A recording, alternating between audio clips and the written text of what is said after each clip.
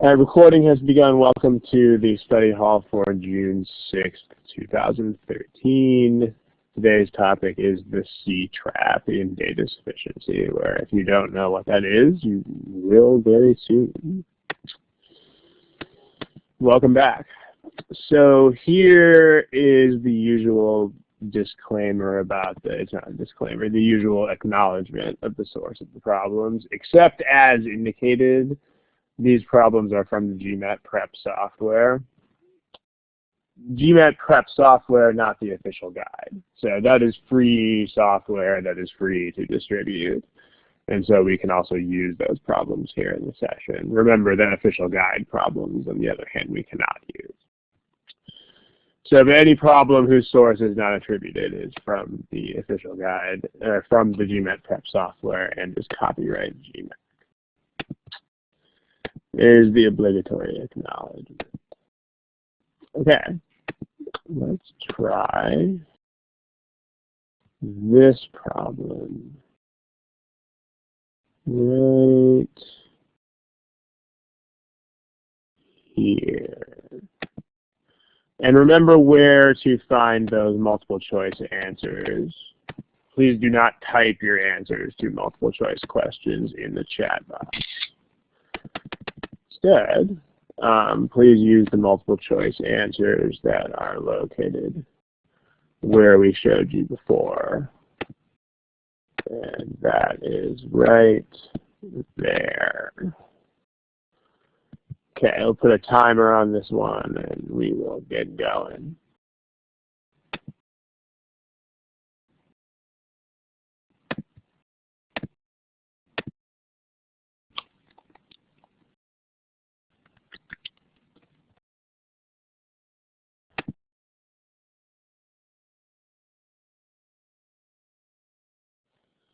Okay, ladies and gentlemen, that's time.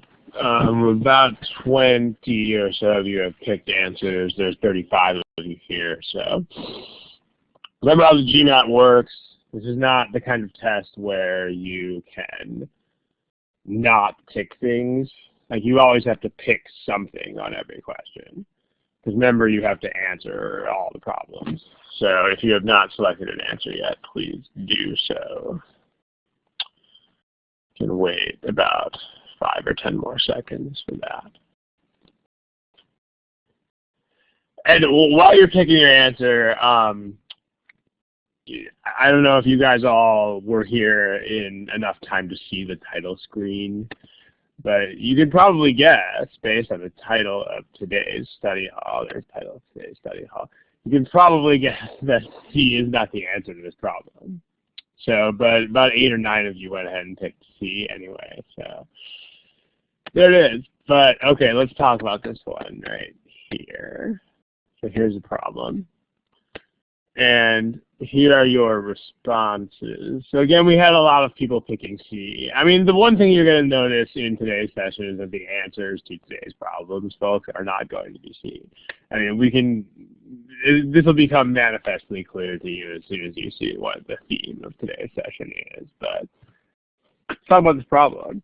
So if M and N are positive integers and R is the remainder when this expression is divided by 3, what is the value of R? Just a second, please.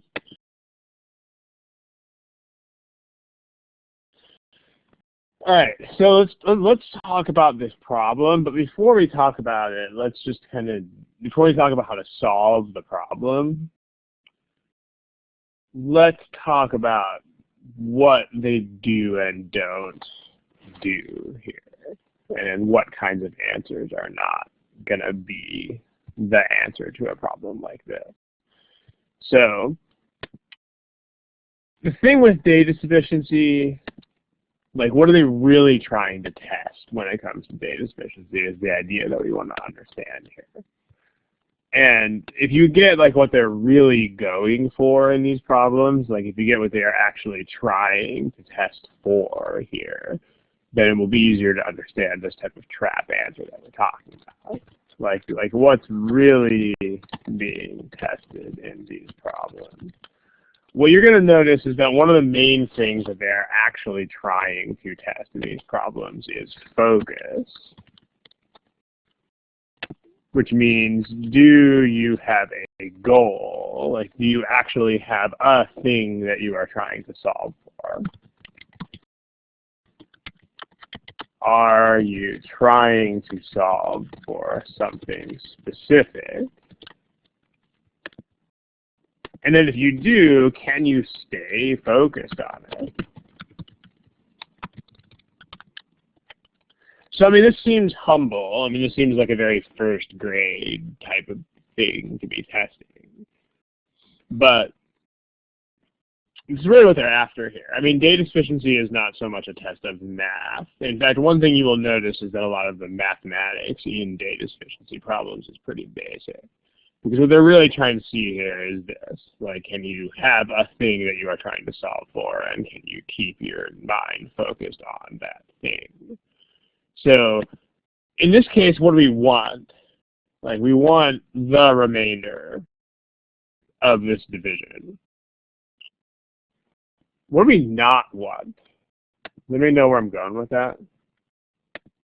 Like, what things in this problem do we not really care about?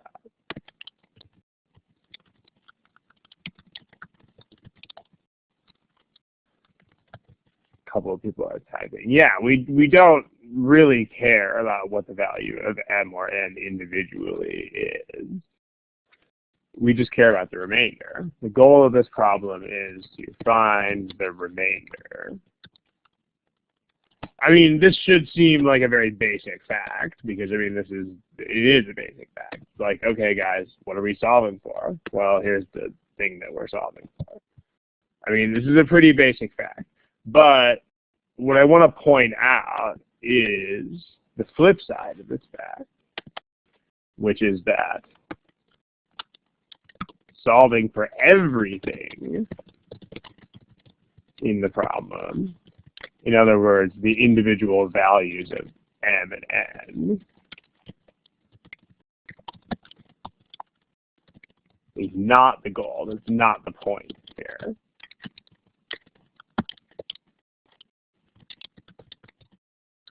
So, and I mean, when you do data sufficiency problems, this is the first thing that you really need to be thinking about, is like, what are they going to have me do here? What they're going to have you do is they're going to give you a situation, especially if you are scoring at decently high levels on this thing. They're going to be giving you situations where you find basically exactly the stuff that you're looking for, and you don't really find other stuff.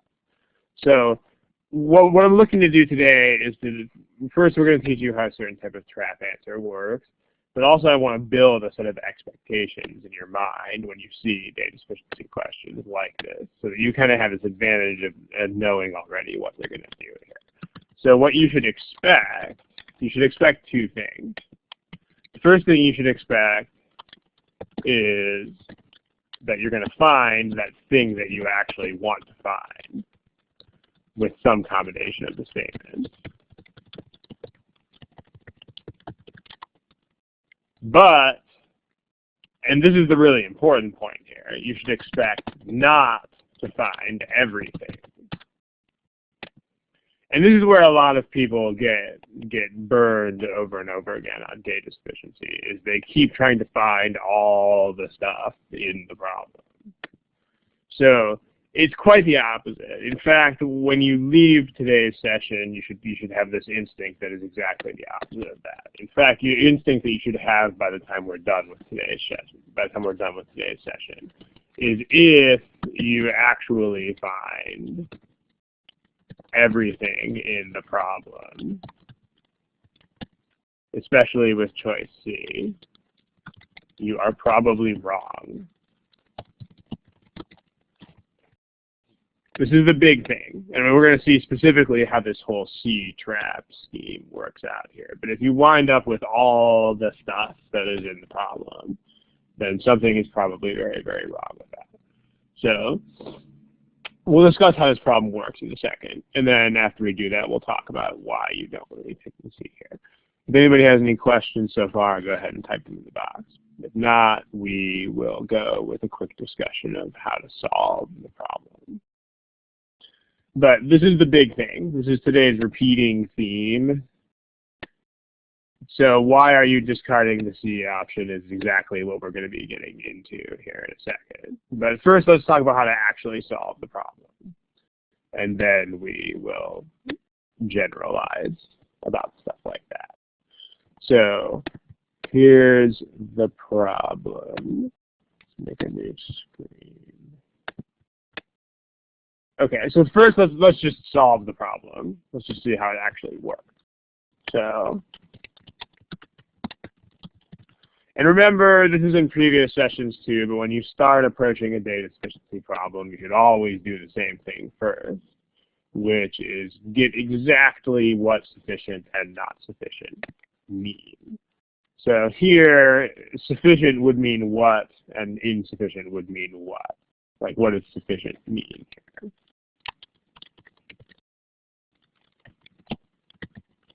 Anybody want to type in the chat box? Specifically, what does it mean if you get sufficient for this problem? Or what does it mean if you get not sufficient for this problem?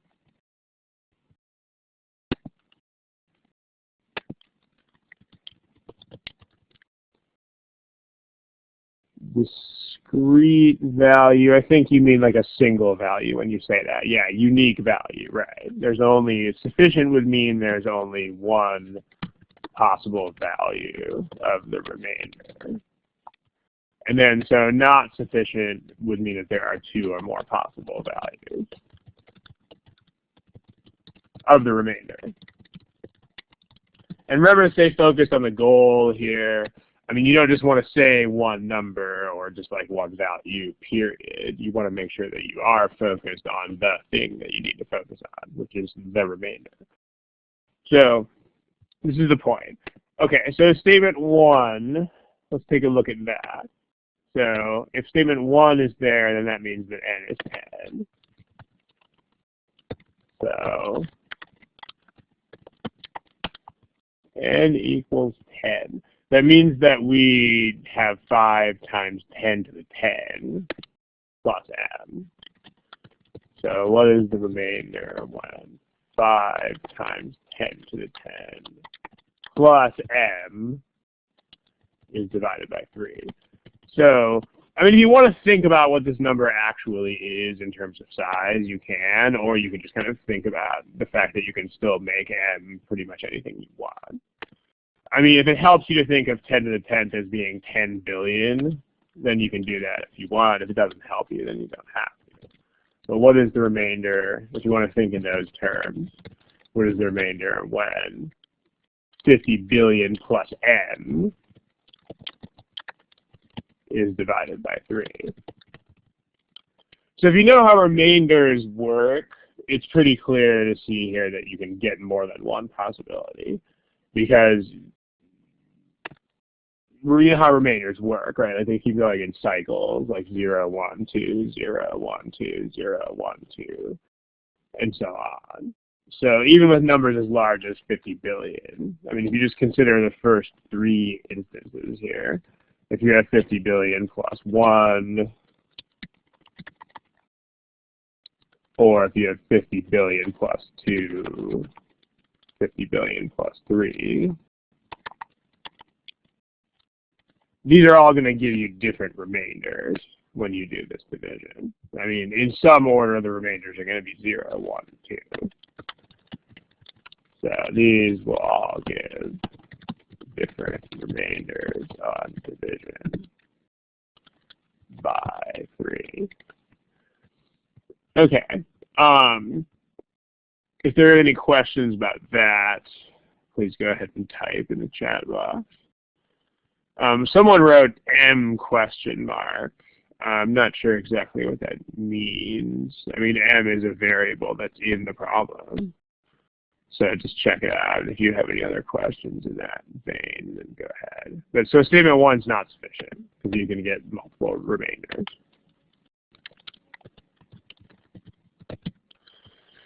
Okay, now let's talk about statement 2. And let's take some of this stuff over to the next page in order to do that.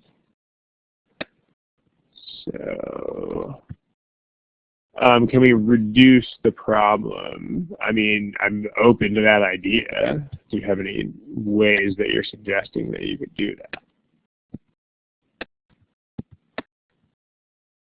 If you do, then go ahead and type in the box, and we'll talk about it.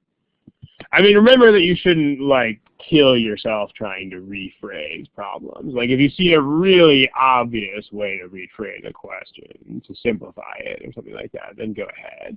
But if it's not immediately forthcoming, it's not really a big deal. I mean, like 95% of data sufficiency questions, you're going to solve the question in exactly the way it's presented. In fact, doing too much rephrasing is a very risky thing, because if you rephrase things into any form that is not exactly equivalent to the original, then you're going to be in big trouble. Distribute it to...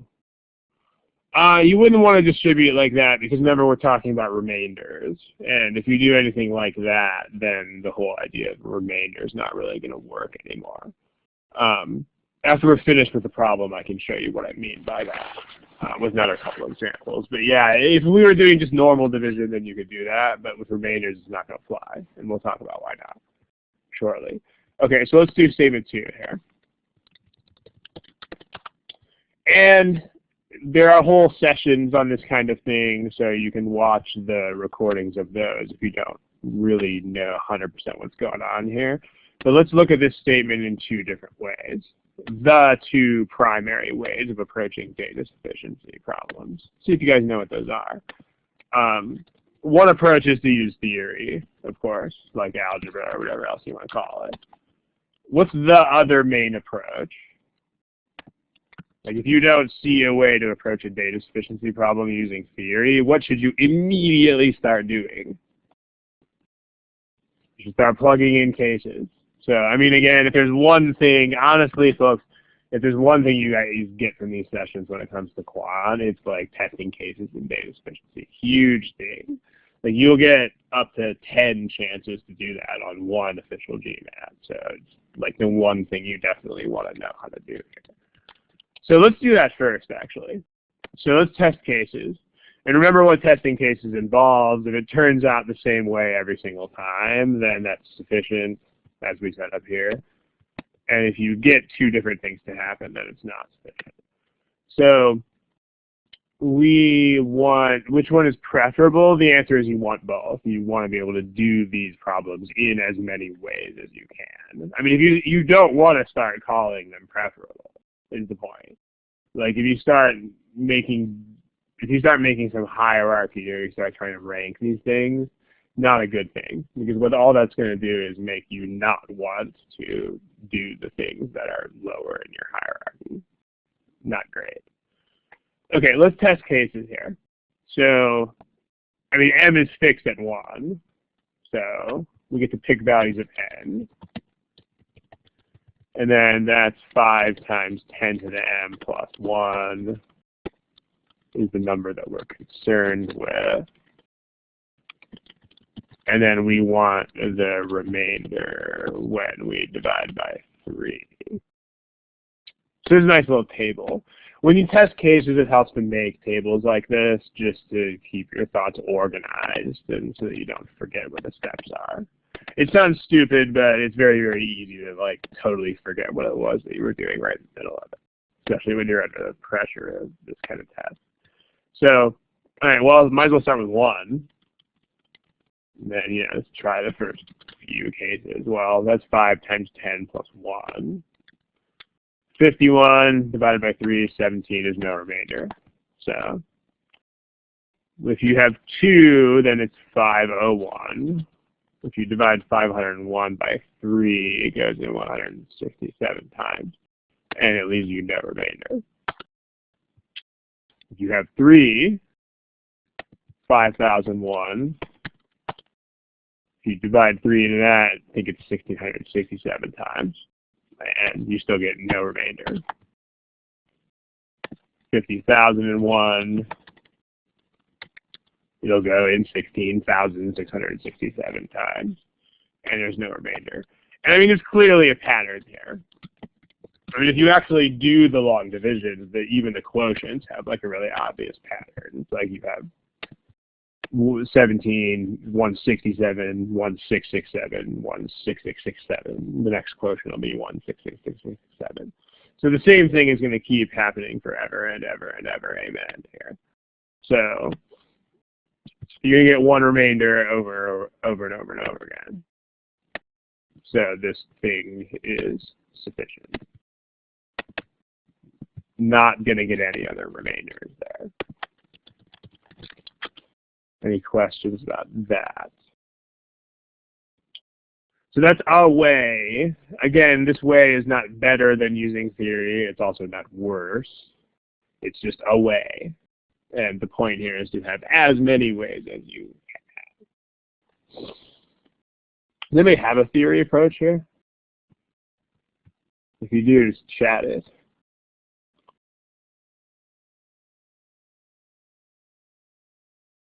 Shy crowd today.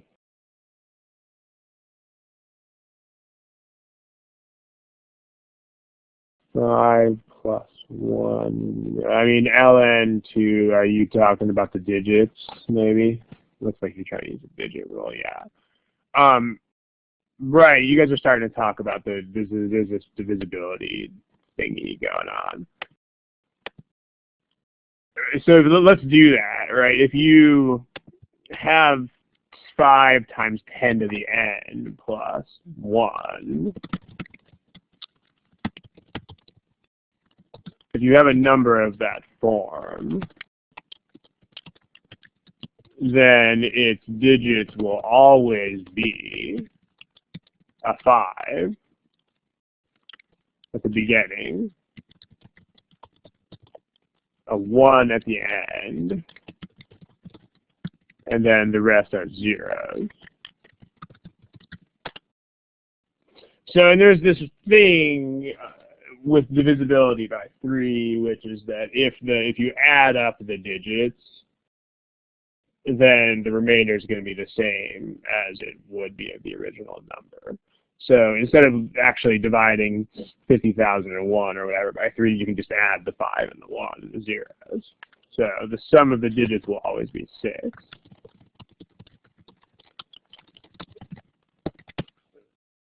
So 6 is divisible by 3. The principle here is if the sum of the digits is divisible by 3, then so is the original number. So in our number properties guide, it's also a thing you can figure out by just playing around with numbers and watching what they do.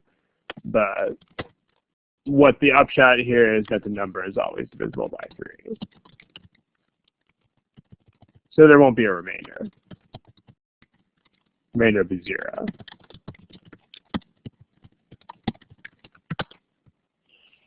That's sufficient. And I mean, you might be like, whoa, what if I don't know this divisibility rule? And that's the reason why you want to have a diversity of approaches here. Because if you don't know how to test cases, then you will actually have to know how this divisibility rule works. It's a good thing to know, but again, the fewer approaches you have, the more stuff you'll have to know. But if you don't know this, or if you just forget it, or if you just blank out, or whatever, then you can just start throwing cases in there and everybody's happy. So, okay, any questions about how to solve the problem? Because we're going to get into this C-trap stuff here in a second. But first of all, are there any questions about how to actually solve the problem? The remainder when divided the sum of yes, Kevin, that is how it works. Any other questions?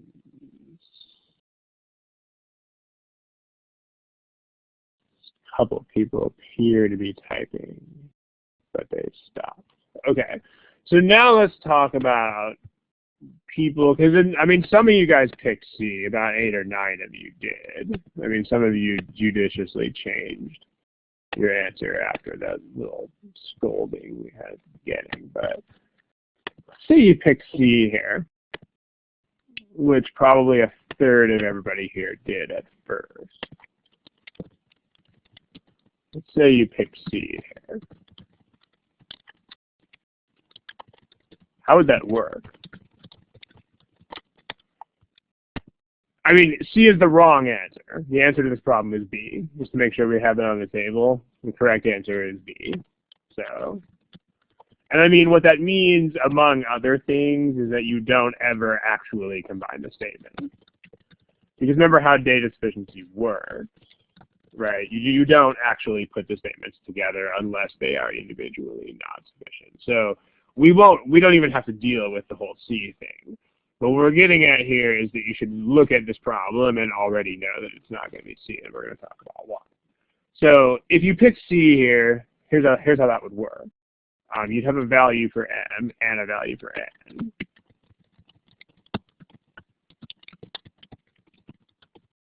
In other words, you're just given everything. You're just handed everything in the problem. So then 5 times 10 to the m plus 3 would just be a number.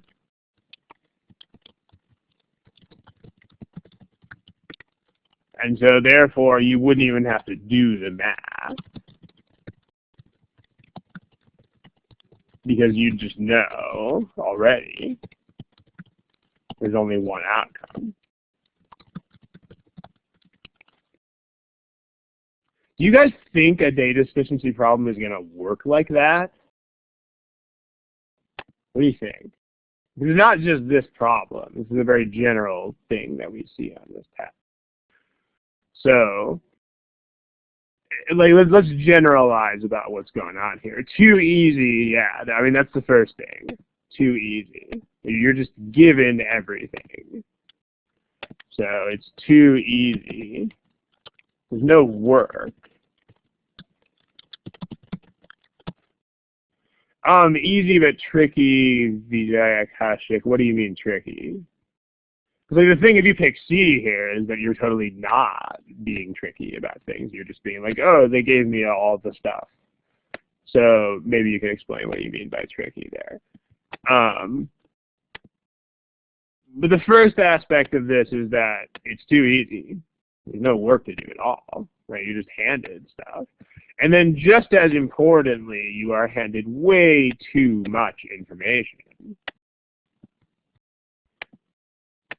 That's another key aspect here. Too much information. Because remember, the focus is just the remainder. It's not everything. So if you do get everything, you should be strongly suspicious of that. And then probably what's most important here is this. This is a problem about remainders. So it's going to sound really obvious when I put it in these terms, but folks, if you get a problem about remainders and you don't have to think about remainders, probably not a good thing. So you don't even have to think about the key math concept.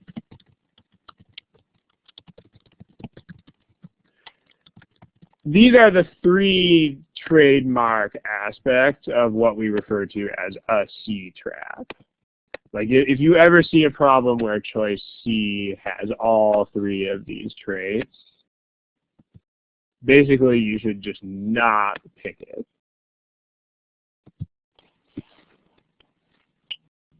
There you go. So let's generalize here.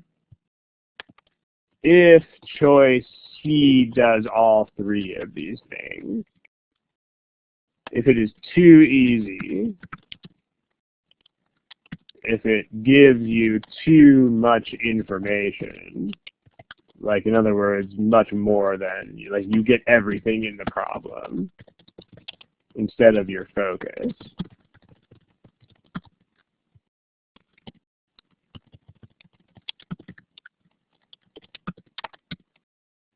and then if it doesn't use the key math concept in the problem,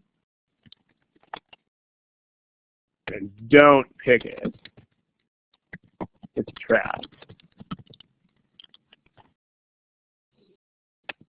So, I mean, okay, if you, as a disclaimer here, I don't think anybody who attends these study halls usually fits this profile. But as a disclaimer, if you are scoring very low on the quant section, then you may get things that work like this that really are C. But if you are not, as long as you're not scoring quant, you know, like 20 or so, or 25 or less, then if you see something like this happening, it's there as a trap. It's there to try to snare you. Yeah, too easy, and then you can just plug in and get the answer. Exactly. Now, make sure that you guys don't overextend the concept of too easy here. Like, when we present this to people in lessons and stuff, sometimes they just take that ball and run way too far with it. And what I mean is, you know, they'll be like, oh, after I do these 8 lines of work, this is really obvious, and so it's too easy. No. Like, too easy means no work has to be done at all. So you can just add things, or you can just plug in.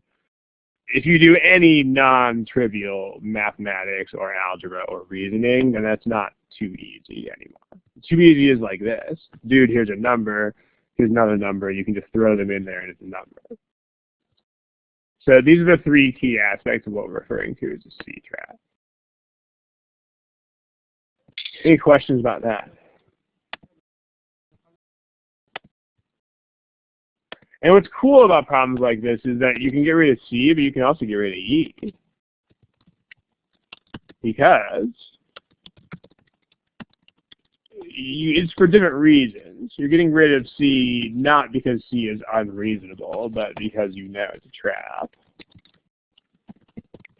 That's how they make trap answers.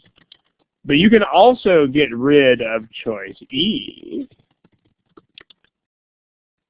because it's impossible. I mean, remember what choice E means. Choice E means even with both statements, you still cannot solve the problem. And I mean, the whole point here is that it's super easy to solve the problem if you have both statements.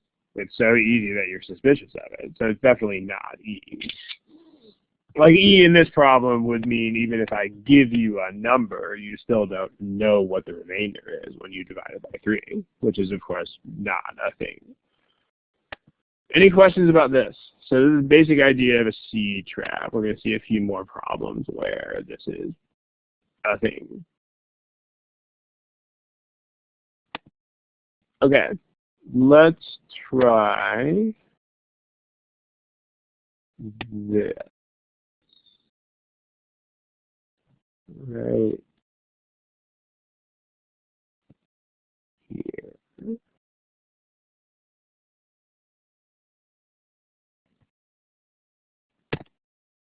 Go for it. I'm going to clear out your answers. Remember where to get multiple choice answers. That is where you're going to get those, ladies and gentlemen. Okay. Here's a timer.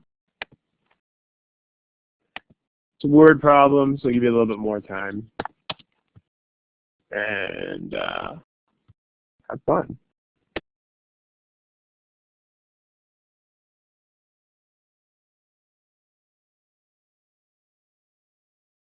So there are at least 2 people who have picked C here. I mean, maybe you guys just got here, but if you didn't, remember what the theme of today's session is. So keep that in mind.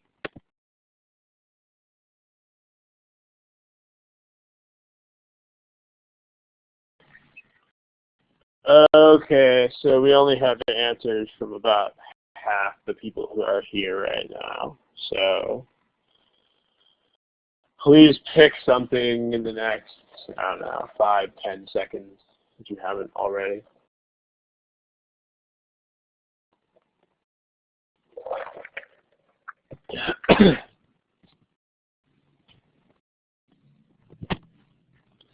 And remember, people, the theme of today is problems where C is a trap. So the number of people picking C and E on these things would be nobody. All right, so here's what we have. I mean, remember what, I mean, I suppose it's possible that there are 7 people who weren't here for the last slide. Actually, it's not possible because I can see how many people are in the room. But I mean, folks, remember, okay, here's the thing from the last slide. I mean, we're not kidding about this. So, in these situations, we're talking about situations where you get rid of C and you get rid of E. And yet, if you look at our results here, we still have 7 people who have picked either C or E. Which, I mean, maybe it means I'm just not communicating effectively today or something. But boys and girls, ladies and gentlemen, you should not be picking these 2 answers. Because that's the theme of today's session, is things where those are wrong. So keep that in mind. Shouldn't be picking those. All right, so. All right, well, let's talk about it. So before we actually solve the problem, let's talk about why this is a C-trap problem. Like, remember our 3 criteria for making something a C-trap? Here they are. If choice C is too easy, gives too much information, and doesn't use the key concept, don't pick it, it's a trap. Well, let's see if this satisfies all of these. So, well, you have this fact, right? You have this fact about the difference between these 2 was twice the difference between these 2, and hers is the highest. If you pick C here, then you have numbers for Jim and Kate, which would mean you could just find Mary. Because Mary's would have to be twice as far away from 30 as from 40, which means it would have to be 50. So it's too easy because you just get the numbers for all 3 salaries if you just in basic arithmetic for Mary. It's too much information, right? Because remember, the focus here is not all 3 salaries. It's just the average or arithmetic mean of the 3 salaries. Not all of them. And again, the thing I want you to come away from this whole presentation with is, in a problem like this, again, presupposing that you don't have a quant score of, say, 25 or less. If you do, then a lot of the things that would otherwise be traps might not be traps. That's the disclaimer. But as long as you are scoring decently or better in the quant section, you should take this principle to heart here. If you get all the stuff in this problem, you're almost certainly wrong. Because that's what they're doing in data sufficiency. That's actually the entire thing that animates these problems. Is they want to make sure that you can focus on a thing. And if they gave you a problem where you actually did wind up with all the information, then you would not need to focus on anything. I mean, you would just find all the stuff. So they specifically engineer these so that if you are not focused, you will get them wrong. That's the point. So, and then finally, if you just have 3 numbers, then you don't need to worry about an arithmetic mean because, well, you would have all the numbers. So it satisfies all 3 criteria. If you have all 3 numbers, then you simply don't have to worry about the arithmetic mean. So you don't have to think about it, how averages work. So this is not going to be C, and also it's definitely not going to be E, because if you have 3 numbers, then of course you could answer this question. So, is it okay to draw rough outlines in the rough sheet provided? I mean, is it okay? What do you mean, is it okay? I mean, you can draw whatever you want to draw, and you should draw whatever you want to draw. Whatever gets your brain moving, man, you should draw. I mean, if it doesn't matter what it is. It's a very individual thing. I mean, some people even think better when they doodle on the corners of the paper. You want to do that if that works for you. But it's all a matter of playing around with stuff and seeing what works for you personally and what doesn't. So now let's actually solve this problem. But if you guys give me a smiley face if you understand this whole thing being a C trap. And again, remember the smiley faces are in that underneath your name up there. Okay. Yeah, sweet. Okay. So now it's actually solved the problem. But we have this advantage of knowing that, you know, it's not going to be C or E. So, Kristen, yeah, because it still could be A or B or D, right? You just have to solve the problem. I mean, there'll be some instances where where one of the statements will be super easy and you'll basically be done. But you will have to do work. So, all right. Well, the difference between Mary's and Jim's, they seem like parallel answers. Hey, let's pause here for a second to talk about this. I was hoping somebody would go there. What do you think you should expect in that kind of situation? Like, whoa, statement 1 looks just like statement 2. What do you think they're doing there?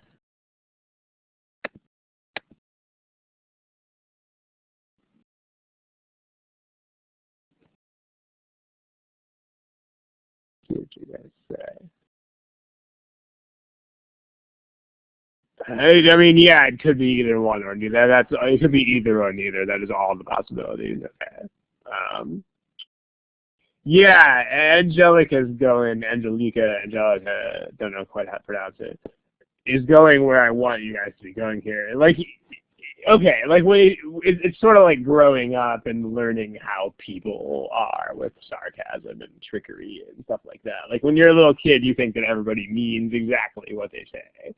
And then as you get older and hopefully wiser, you learn that this is not the case anymore. And this is sort of like growing up in the world of the GMAT, where if you are like a small child in GMAT terms, you'll be like, oh, they look the same, so they will act the same. And you'll pick D, and surprise, surprise, you will be wrong.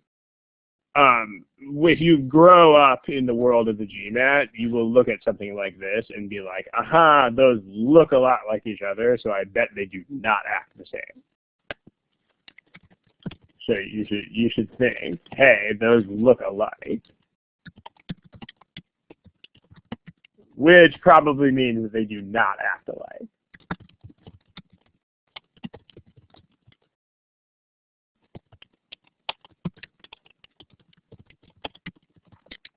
I mean, in this sense, the data deficiencies in this sense are almost like your sort of rebellious teenager where they're so unpredictable that they just become predictable. Like, you know, if you tell them to go left, they're going to go right.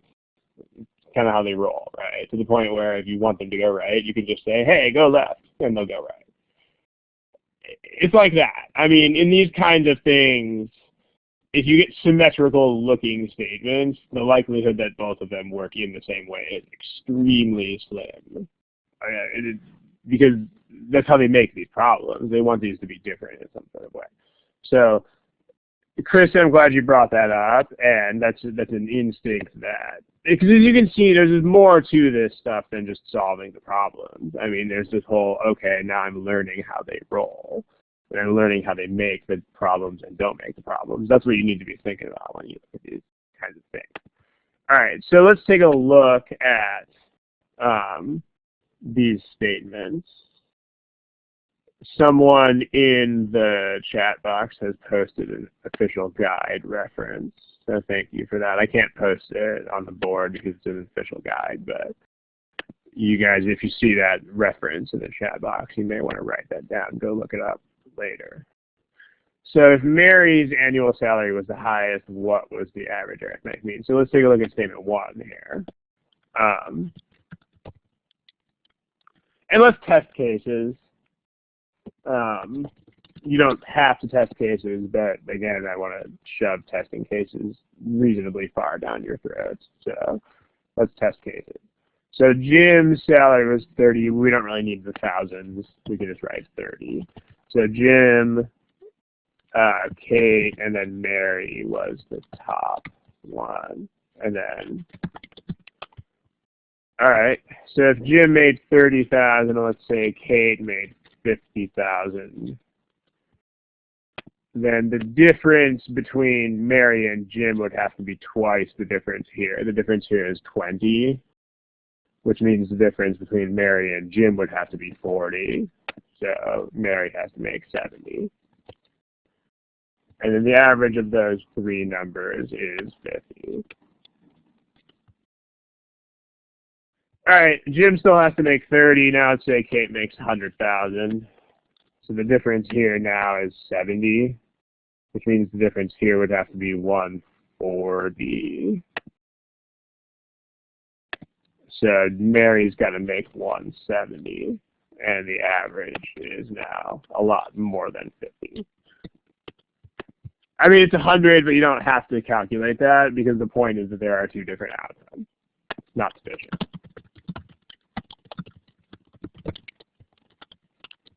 Don't waste your time calculating if you notice that it's not 50.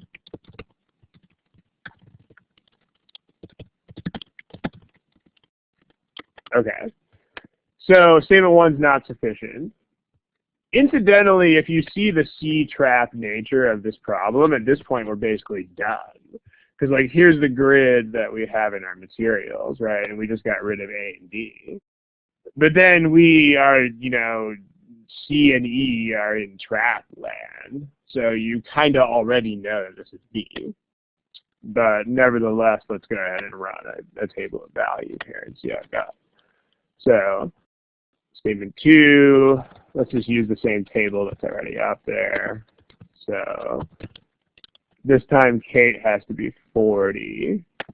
So Kate is 40 forever. All right, well, if Jim made 30, then the difference is 10. So the difference between Mary and Jim would have to be 20. So Mary would have to make 50. The average is 40. If Jim made no money at all, then the difference there is 40. So the difference between Jim and Mary would have to be 80. So Mary would have to make 80. In that case, your average is still 40. If Jim made 10, then Mary would have to make 70. Okay, I think I see where this is going. If I'm an extreme skeptic here, I might want to try one case of an ugly number. Let's say like 14, which is actually a very beautiful number. Then the difference here is 26, which means the difference would have to be 52. 14 plus 52 is 66. And if we have that, still an average of 40. So we're getting 40 forever. Sufficient. So make sure you can do that. You can do this with algebraic quantities and stuff too, but you'd be juggling a lot of interesting variables and stuff there. This is probably this is the simpler way to do it. Again, you want to be able to do it in as many ways as you can. Make sure that you can do it like this. But more germane to the theme of today, make sure you take a look at this and are like, hey man, that is totally not C. Any questions about this one, go ahead and type in the chat box. If not, we will move on to another problem.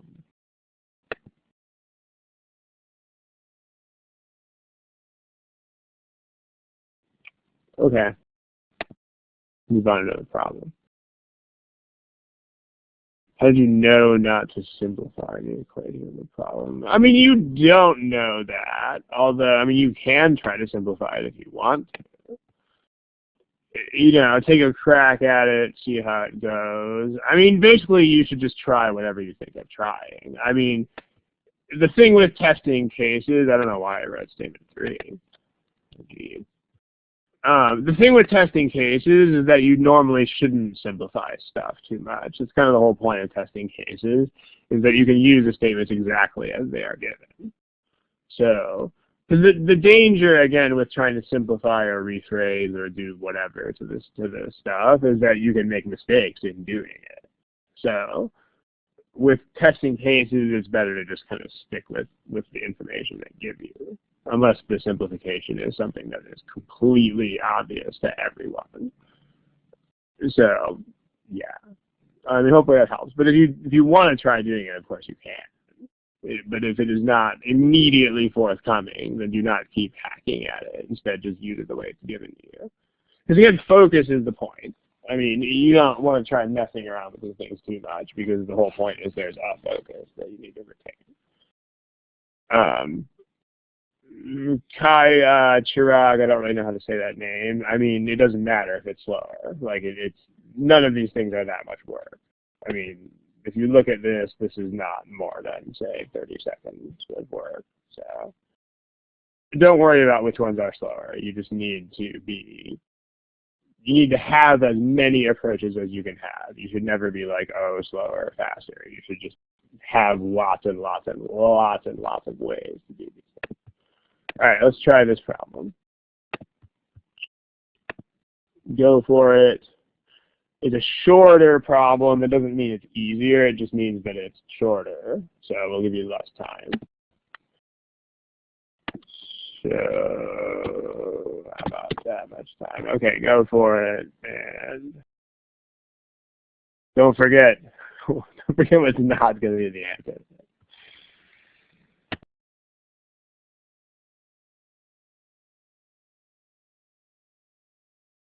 Okay. Remember to pick something, please.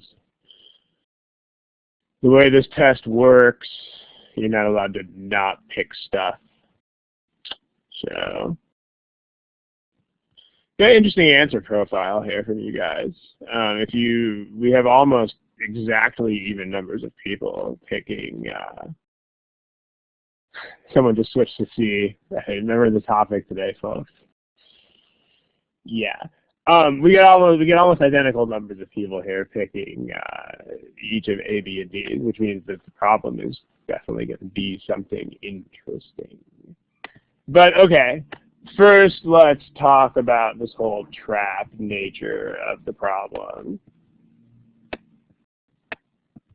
So if it is too easy, gives too much information, and doesn't use the key math concepts, well, let's see if this problem satisfies these things. So again, first, what's the focus, people? Well, the focus is this yes or no inequality. The focus is not what. Like, what are we not trying to find here, and what should you specifically expect that you will not find?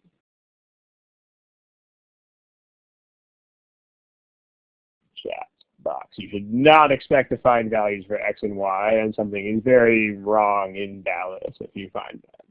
So the focus is not on the individual values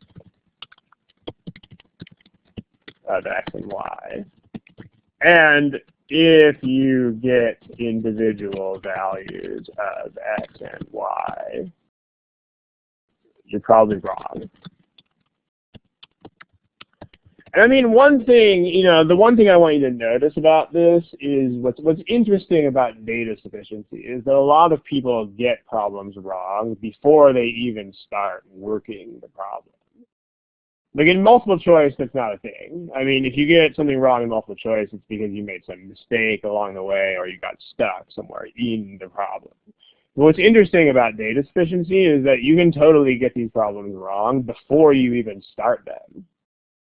Like if you look at this problem and think, I want to find x and y, like as soon as that thought enters your brain, you are already wrong before your pen even touches the paper.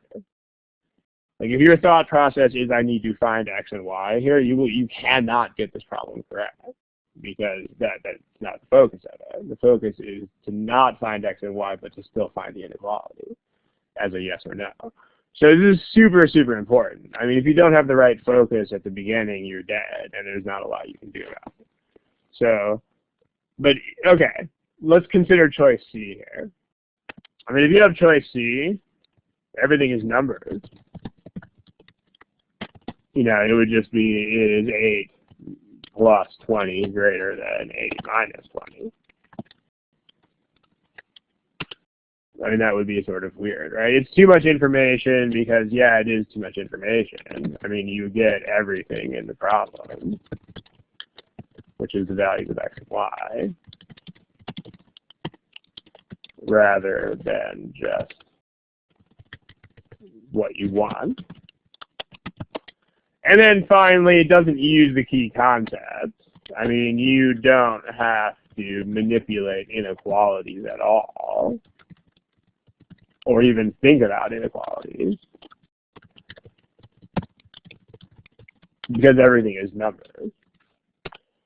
So this is a classic C-trap type of situation. Do not, for the love of everything that is good in this planet, do not pick C and do not pick E. So, any questions about that? Okay, so now let's actually solve the problem.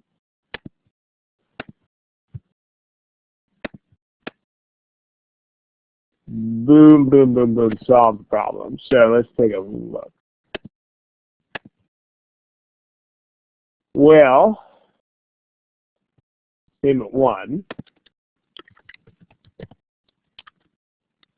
So what we should do is substitute that into both of those things. So if 8 minus y is less than 10, is 8 minus y greater than 8 plus y? So Kristen, you were asking about simplifying stuff before. Now this is the kind of thing that you definitely want to try to simplify because it's like an algebraic inequality that has really obvious algebra that you could do. But you can get rid of the 8 and you can also add the y to both sides. So that, I mean, if it's clear that there are simplifying steps that you can take, then you should, of course, take them. But you shouldn't try super hard to simplify stuff. If it's not immediate, then don't worry about it. So, is 0 greater than 2y, which is the same thing as saying is y negative. Okay. And then we can also play around with that one too. Minus y is greater than 2, which means that y is actually less than negative 2. So, well, so this is sufficient, right? Because we know that y is less than negative 2, which means that the answer to this question is a definite yes.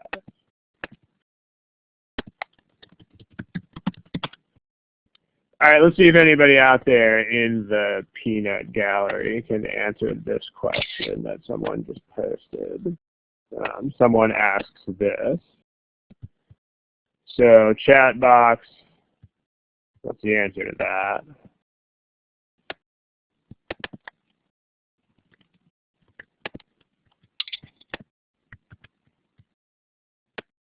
Yeah, the answer to that is addition and subtraction you can always do, right? The thing that you're thinking about is when you multiply or divide things. That's when the whole sign flip thing might happen. But you can always do addition or subtraction in inequality. You know, I mean, just think about, you know, inequalities in real life, and it will be obvious why this works. I mean, like if I weigh more than my brother, you know, then if we both lose like 20 pounds, then I'm still going to weigh more because we both lost the same amount of weight, right? So me minus it's not going to suddenly flip. And I mean, no matter what you add or subtract from our body weights, I'm still gonna weigh more. So it's like that. let's see, when canceling H, no, Kevin, this is a step. I'm adding Y to both sides of this. So there's two things going on here. I'm crossing off the H and then I'm adding a Y to both sides. All right, statement 2 can be the same kind of deal. So if x plus 20 is greater than 10, is x plus 20 greater than x minus 20? So that you can kill the x's. I mean, well, you can kill the x's. So look what you get. You get a question that says, is 20 greater than negative 20? Well, sure it is. So also sufficient. So they're both sufficient, and the answer is D overall. You can always perform subtraction on inequalities as long as you are subtracting the same thing from both sides. You could always do subtraction. It's always a thing. So there's the strategy guide, by the way. Actually, this sounds like a Foundations of Math type of thing. Check out the intro to inequalities in the Foundations of Math book, and all of these questions will be answered there. Seems like you just need to brush up on that or remind yourself of how those things work. So that's a good place to do it. Any other questions about this problem? A couple people appear to be typing. So go ahead and type if you are typing. Try to hurry up so that we can do a couple more of these things.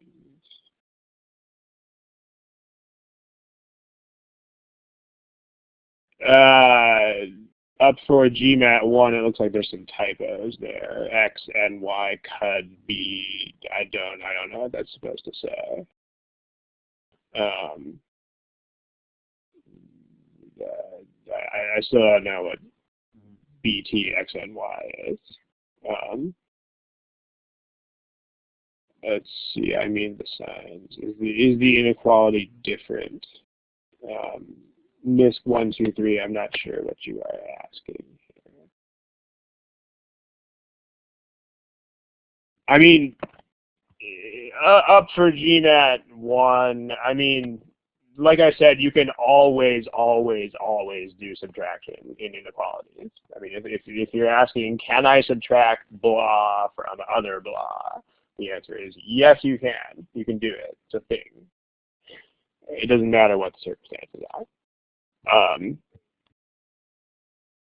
MISC 1, 2, 3, I'm not sure what you mean by is it different from what. So maybe you could type a more detailed question or something. But let's take a look at see if we've done a problem. How about this?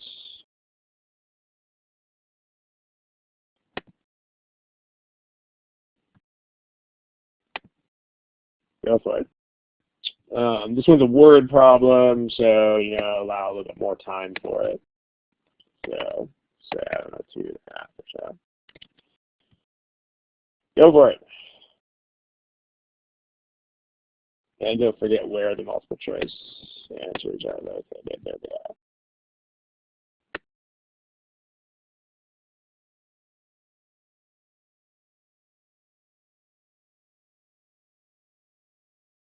Okay, there's still a lot of non-answers to this, so please pick something that is a thing in the next like 10 or 15 seconds. Thanks.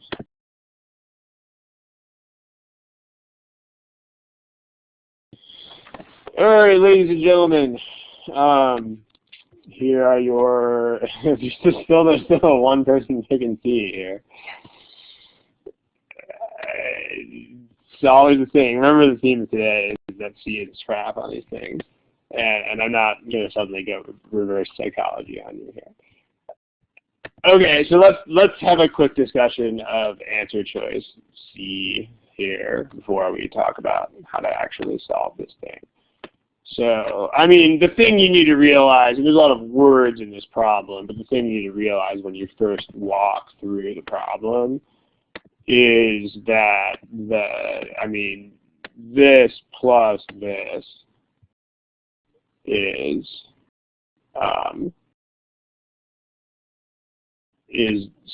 Z is just the sum of x and y, because you combine x tons with y tons to get z tons. So z is not really a thing. Like z is just x plus y.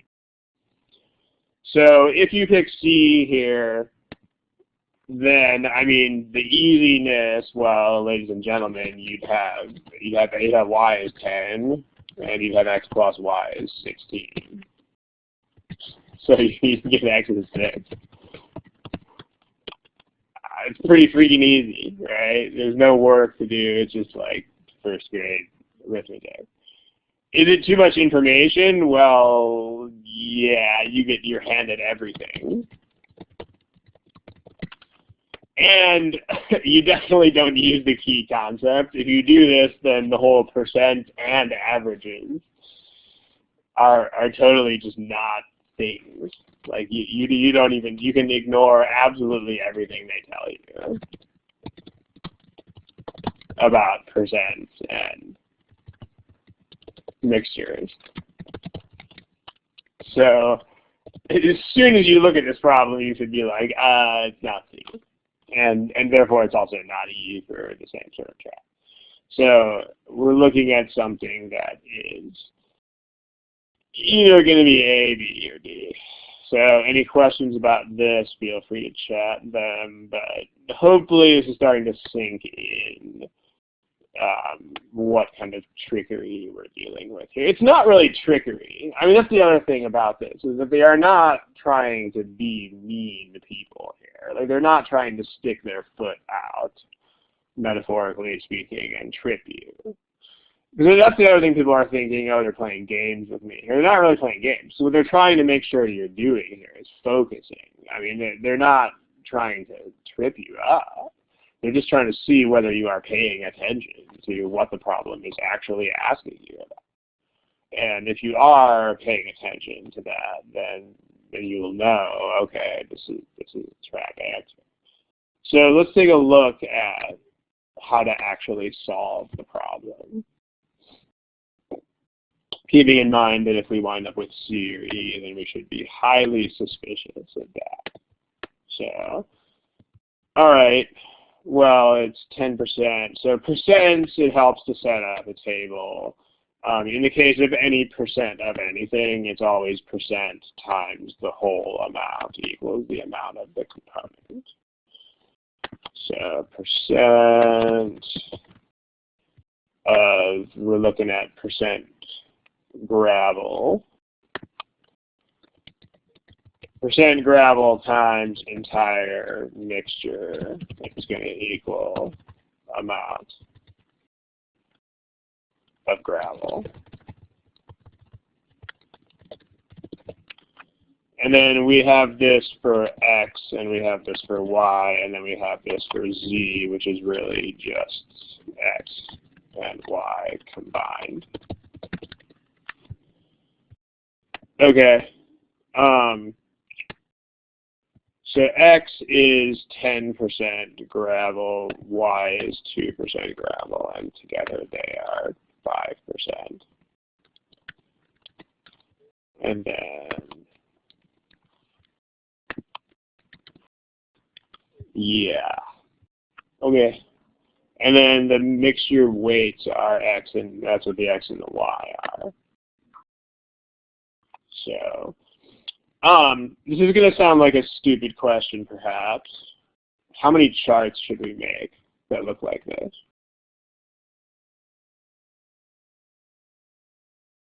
We can chat that. Should make, someone says 3. Any other ideas? Like, how many times should we physically make that chart? Just once? Twice? 3 times? 2 times. Ramiro. Y twice. Ramiro and Z. Why do you want to make it twice? You do want to make it twice. That's where I'm going with this. Why? Yeah, because it's two statements, right? So like, here's another useful principle. If you make a chart on a data sufficiency problem, then you should make the chart twice. Because remember that a data sufficiency problem is not a problem. It's actually two problems. You know, anytime you have any data sufficiency problem, it's because you have the problem with statement one, which is like a problem. But then you have the problem with statement two, which in effect is a completely separate problem. So when you have a chart on a data sufficiency problem, you should make two copies of the chart, one for each statement. You don't need a third copy. Maria, maybe you were saying third copy in case you wanted to combine them. But if you combine them, you don't need a third chart because you could just take one of the two that you've already made and just import the information from the other one into it. So you're not going to need a third chart. If there were a third totally separate statement, then you'd want a third chart. But combining things, you can just add on to your existing information. So, okay. In statement one, we know that Y is 10 pounds, 10 tons. So that means that the gravel weight is 0.2 of a ton. And so then X is X, and so that is 10% gravel. So, and if you add, these add up, right? This is combined weight, so that's X plus 10 tons. Tons, if you're tons spelled like that, if you're from England. And you can also add these. So 0.10x plus 0.2. And that's an equation, right? If you look at this last line of the chart, that's something you can solve. I mean, that's an actual math equation. I mean, you might want to write it out and take it far enough to make sure that you can solve it. You don't just want to take one glance at it and be like, la, la, la, la. But as soon as you realize that this is an algebraic, linear equation that you can just solve, then you should quit, just so that you're not wasting time. But let's at least write the equation down that you get. So you get 0.5, 5 times x plus 10 equals 0.10x plus 0.2. I mean, at this point, you can see that the x's will not cancel for x. And that means that you are, I don't know why there's a 3 there. It means that it's sufficient because you need a single value of x. So any questions about that, feel free. Statement 2, we can proceed in largely the same way. This time we know that it's, 16 tons total. Which means that this is x, and so we don't need the letter y anymore. Because if it's x and then it's a total of 16 tons, then what's the other one? Like how many tons is that?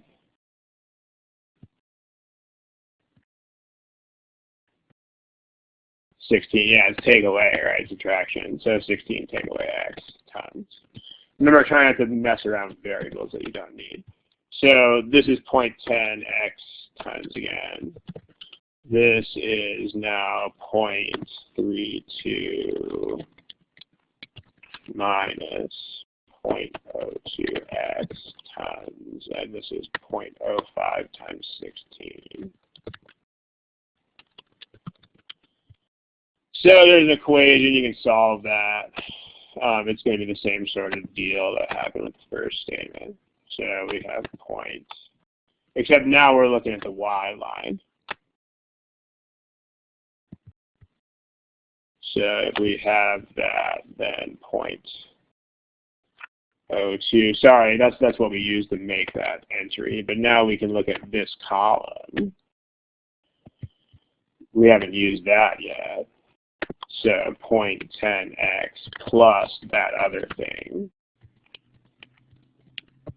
has to equal 0.8. And we can solve this. So that's sufficient. So this is also D like dog. Isn't it quicker to solve by knowing it's a 2x2 equation? What do you mean by a 2x2 equation? Maybe depending on what that means. If you're assuming that anytime you get two equations in two variables that you can automatically solve that, then you are in for a world of pain and hurt. Because in data sufficiency, if you are presented with a system of two equations in two variables, then it's almost certainly not going to work like that. So you want to be very careful with that. More generally, you want to do the work, at least to the point where you actually verify whether things work or not.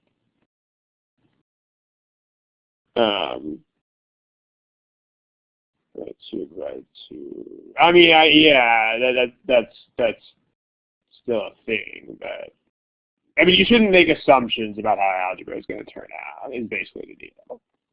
There are plenty of systems of two equations and two unknowns where actually only one of them will solve the whole thing, and there are also plenty of instances where both of them together won't solve it. So basically, when it comes to any sort of guessing that something will work, you shouldn't do it unless you just don't have any time left at all.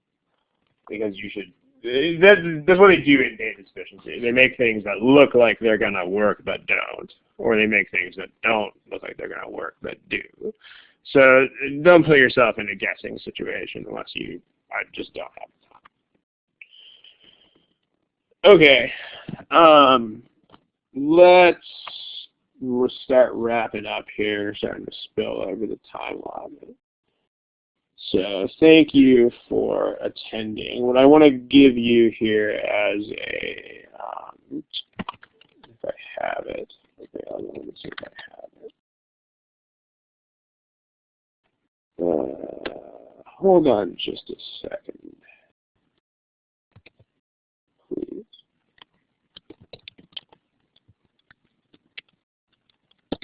If I can find it, I might have a little surprise for you guys.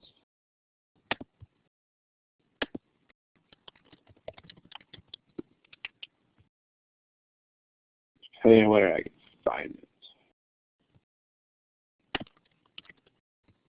Always a difficult thing for me.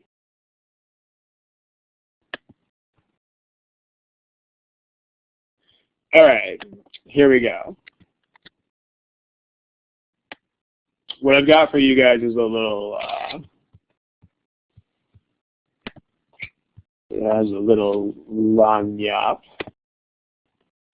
at the end of the session here. There's that word. If you don't know what that is, you can look it up. It's a Cajun thing. Here's a list of problems from 12th edition OG that are C-traps. It's a partial list. It's not all of the C-traps in the entire thing, but it's a list. What I want you to notice about this list is that there are a lot of problems in it. That's the thing I want you to notice here. Like, look how many of these there are. I mean, this is taken from, what, 60 or so problems? Out of 60 problems in the OG12 here, there's 1, 2, 3, 4, 5, 6, 7, 8, 9, 10, 11. There's 12. Like, that's fully 20% of all of those problems are C-traps. So, I mean, when it comes to the importance of this kind of thing, you really cannot overestimate it. Because, I mean, remember how this test works, right? It's an adaptive test that, uses the so-called difficulty level of the problem. Remember that difficulty level is not really difficulty level. I mean, it's really just how many people get it wrong. And a lot of the problems that are, ranked higher in their little difficulty scale are things that are not difficult, but that people just fall into the traps and pick the trap answer. So a lot of these are there, especially if you are scoring well on this exam. Like, the better you're doing on this exam, the more likely it is that you're going to see these C traps. So, because again, that's a big part of how they make answers supposedly more difficult, is they include these kinds of traps. So check this list out, go through these, and make sure that before you solve them, make sure you understand why they are C traps. Like, make sure you understand what aspect of them make them traps. If you don't have the 12th edition OG, I believe our website has some conversion tables somewhere to convert these to 13th edition problem number. So there it is. Okay, definitely out of time at this point, so let's start wrapping stuff up. And again, take a look at these as a parting gift. And we will see you guys, I believe, just 2 weeks is the next session here. So thank you for attending. And if you have any quick administrative questions, feel free. If not, then good night and good luck.